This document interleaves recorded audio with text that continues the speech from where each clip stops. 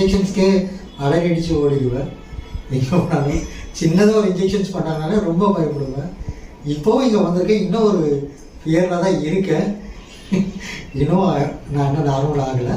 இதுக்கப்புறம் எப்படின்னு நான் பார்க்குறேன். யார்கிட்ட பேசணும்னா குனிஞ்சு தான் பேசுவேன். எதுக்குன்னா எனக்குள்ள ஒரு கான்ஃபிடென்ட் இருக்காது. ஏன்னா நம்மளை ஏதாவது தப்பாக நினைப்பாங்க, இப்படின்னா நினைப்பாங்கன்னு நினச்சி குனிஞ்சு தான் பேசுவேன். சிரிக்கனால சந்தோஷமாக சிரிக்க மாட்டேன், லிப்பெல்லாம் மூடிக்கிட்டு தான் சிரிப்பேன். இங்கே கூட வந்து சிரினாங்க, அப்போ கூட சிரிப்பே வரல.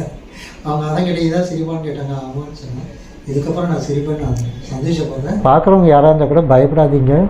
நான் ரொம்ப பயந்தவன், என்னோட பயந்தவங்க யாரும் இருக்க மாட்டாங்க. இல்லை, இது மேடம் சொன்ன மாதிரி தான், அவங்க வெறும் வார்த்தையெல்லாம் சொல்ல, உண்மைதான் எல்லாம். அந்த பெயினாக இருக்கட்டும் எதுவும் தெரியல. ஆனால் எல்லாருமே வந்துட்டு என் வீட்டு அம்மாவாக இருக்கட்டும் சகோதரிகளாக இருக்கட்டும் அந்தளவுக்கு பார்த்துருப்பாங்களான்னு எனக்கு தெரியல. ஆனால் என் கூட இருந்தவங்களுக்கு நான் உண்மையில ரொம்ப தேங்க் பண்ணுறேன்.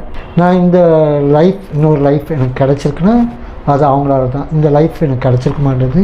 நான் ரொம்ப பயந்த லைஃப் இது. யார்ட்டும் வந்து தலை நிமிந்தே பேச மாட்டேன், குனிஞ்சிட்டு தான் பேச. எல்லாரும் சொல்லுவாங்க மூஞ்சை பார்த்து பேசலாம் அப்படிம்பாங்க. ஆனால் அவங்களுக்கு தெரியாது நான் எதுக்காக தலை குனிஞ்சு பேசுகிறது, அவங்களுக்கு தெரியாது. இதுதான் விஷயம். இதை வாய்த்தப்படி யார்ட்டையும் சொல்லவும் முடியாது.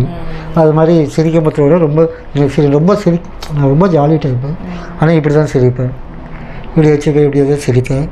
அது அவங்களுக்கே தெரியாது. எதுக்குன்னா அந்த எச்சிங்கெல்லாம் படுவோம், நம்மளால் யாரும் வந்து இட்டிடாக இருக்கணும். அவங்க பேச மற்றவங்கள எப்படின்னா இன்னும் பேக் டு போய் தான் பேசுவேன். யார்ட்டையும் பக்கத்தில் ரொம்ப கை போட்டுலாம் பேசலாம் மாட்டேன், தள்ளி தான் போய்டும். ஏன்னா இப்படி தான் குனிஞ்சிட்டு தான் பேசுவேன். ஏன்னா எச்சி பட்டக்கூடாதுன்னு பார்ப்பேன், அவங்க நம்மளை எதாவது நினச்சிடக்கூடாதுன்னு நினைப்பேன். கிட்டே போய் நின்று பேசணும்னு ஆசைப்படுவேன், ஆனால் பேச மாட்டேன். கிட்டேயும் போக மாட்டேன், தள்ளி தான் இருப்பேன். ஒரு 4-5 அடி தள்ளி தான் இருப்பேன்.